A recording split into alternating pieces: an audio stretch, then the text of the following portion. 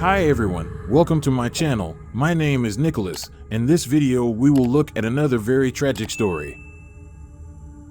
In a quiet suburb in 2001, when the first rays of the sun broke through the clouds, Michael and Sarah became the parents of little Megan.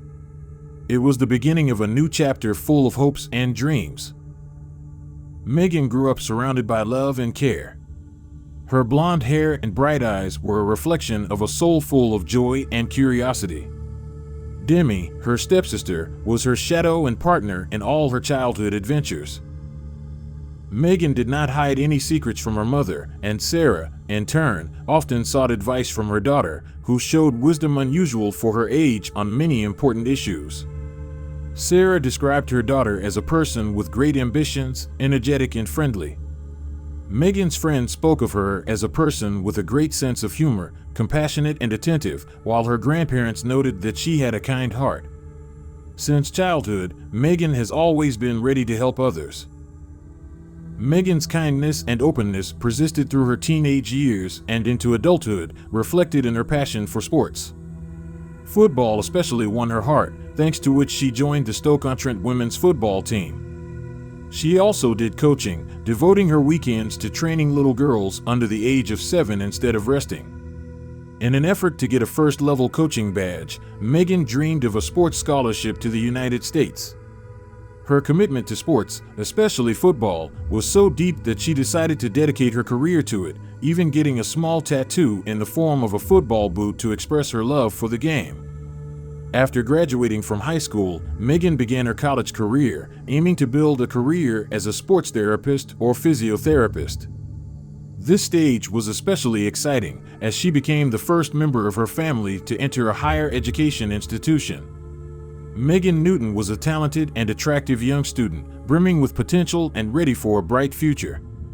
Unfortunately, her prospects and dreams were brutally cut short by a tragic incident in the spring of 2019. Megan combined 3 part-time jobs. For an 18-year-old girl, Friday, April 19th, began as an ordinary day, with no premonitions of what was going to happen. She finished her shift at the local fish shop and headed home around 10:20 p.m. By this time, Megan was already living apart from her family, who supported her independence, confident in her intelligent planning and decision-making.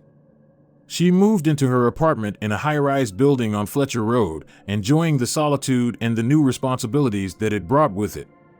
After she changed her clothes, applied makeup, and styled her hair, Megan went to a party with friends. They visited a nightclub in Hanley, spent the night dancing, enjoying drinks and the joy of the moment, and Megan was glowing with happiness. In the early hours of Saturday, shortly before 3 a.m., Megan, accompanied by a friend and a young man, returned by taxi. She seemed to have returned safely to her apartment to rest. However, the reality turned out to be tragically different. The next morning, shortly after dawn, a neighbor found a set of keys next to the building, which had traces similar to blood on them. They were handed over to an employee of the housing complex, who, noticing the blood splashes, decided to check how the apartment resident was doing. Upon entering the apartment with a neighbor, they were faced with a gloomy picture. Megan's naked and scratched body was found on the bed, face down, after she was stabbed several times with a kitchen knife that was found nearby. This horrific discovery left a permanent scar on the neighbors, who remembered Megan as a cheerful, stable, and exceptionally charming girl. Apartment documents and identification documents confirmed that the deceased was Megan Newton, certainly the same girl who was brutally murdered in her own bedroom. The police officers who arrived at the scene immediately notified Megan's family, who faced the agonizing task of identifying their daughter at the morgue. This was the daughter they had raised with great love and who had recently been given the independence to live on her own, never imagining such a catastrophic end in her worst nightmares. The crime scene was immediately fenced off, and Megan's apartment was examined by forensic experts to collect possible evidence. The autopsy revealed the horrific nature of the attack Megan was subjected to. It was established that she was first strangled, lost consciousness due to difficulty breathing, and then received 9 stabs in the back, which pierced both lungs. In addition, it was obvious that she had been sexually assaulted. The murder weapon, a kitchen knife belonging to Megan, was found nearby. The medical examiner determined that it was these stab wounds that ultimately led to Megan Newton's premature death. The bloody knife and the keys to the apartment were sent to the laboratory with the hope that with the help of forensic analysis it would be possible to identify the DNA of the attacker. It was assumed that the perpetrator accidentally dropped the keys when leaving Megan's apartment after the murder. The investigation began with detectives reconstructing the sequence of events leading up to the tragic incident. During conversations with friends and relatives of Megan, it was established that she spent the evening at the club and then called a taxi home at dawn. The investigation team was examining video footage from the area around the nightclub and the path Megan took back home in an attempt to trace her last movements and possibly identify her attacker. Their attention was attracted by video footage of Megan getting into a taxi with a friend and an unknown young man, which raised questions about the identity of this man and his possible role in the crime. A subsequent video from inside Megan's apartment complex showed the same young man again, this time inside the building. Fortunately, the camera located in the common hallway provided a clear view of the entrance to Megan's apartment, which allowed the police to observe who came and went that night. The aim was to identify the killer by carefully examining the videos from the evening of the incident. At about 3:44 a.m., Megan was spotted entering the lobby of her apartment building with the same young man she shared a taxi ride with about an hour ago. They headed to her apartment together, Megan looking cheerful and showing no signs of anxiety or discomfort around this man. Arriving at her door, Megan used her keys to open it and they both went inside. However, one moment caught the detective's attention. While Megan opened the door, the young man stood behind her, looking around the neighborhood and even at one point making eye contact with the camera lens. This behavior immediately aroused the suspicions of the police. They wondered if the young man had planned to harm Megan in advance, perhaps after forcing her into sexual acts and checking for potential witnesses. Further examination of the video footage from the rest of the night revealed an alarming fact. The next morning, only a young man came out of the apartment. At about 5:54 a.m., he tried to leave the building, but realized that he needed a special electronic key to do so. He returned to Megan's apartment for a moment, took the keys, and eventually was able to go outside. External surveillance cameras recorded how he threw the object away, where a neighbor later found the keys to the apartment with bloodstains. The most significant evidence of his involvement in Megan's death was footage from another surveillance camera, in which he left the scene, examining his hand, which seemed to be covered in blood. This key moment was a turning point in the investigation. It was not difficult to identify the young man as Joseph Trevor due to a recent conflict with the law. Just before the tragic event, he was arrested for possession of ketamine, a substance used in medicine and veterinary medicine as an anesthetic and sometimes for pain relief. The policeman who detained Trevor immediately recognized him from the CCTV footage. Trevor, 18, had to grow up in a respected family deeply rooted in the law enforcement community. Both of his parents served as police officers. He lived in the neighborhood and had known Megan Newton for a long time since they were classmates. Joseph led a seemingly ordinary life. He was successful academically and shared Megan's passion for sports, excelling in football and received a sports scholarship to America, planning to move there after graduation. Like Megan, Joseph received higher education in Newcastle and had every chance of a bright future. To many who knew him, Trevor seemed like a kind, friendly, and sociable person. However, there was a less noticeable, unstable side to his character, capable of switching from cheerful and sociable behavior to closed, rude, and harsh for no apparent reason. This unpredictability made acquaintances doubt which version of Joseph they would encounter any day. When the detectives investigating Megan Newton's case began to study Trevor's past more closely, they came across extremely unpleasant information.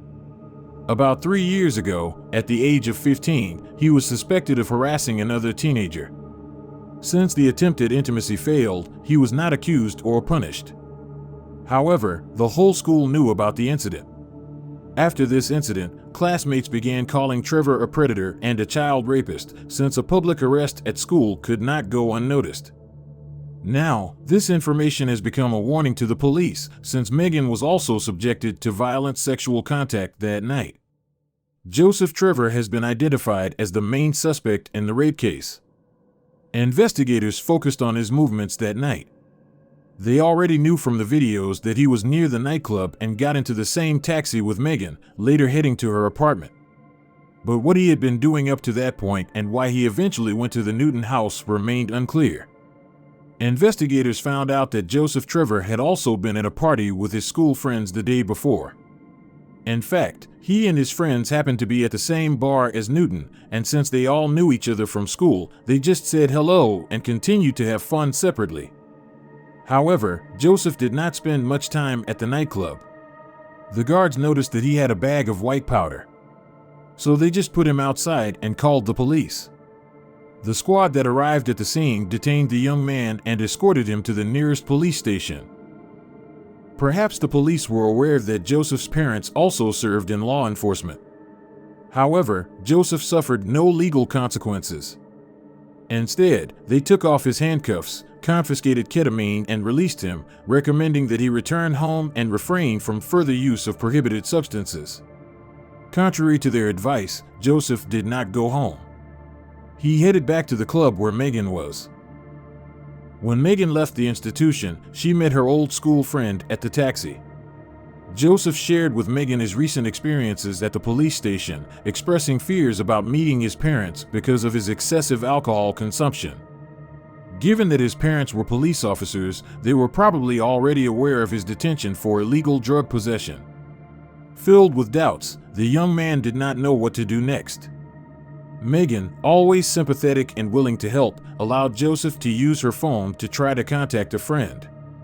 Unfortunately, he couldn't find a place to stay overnight.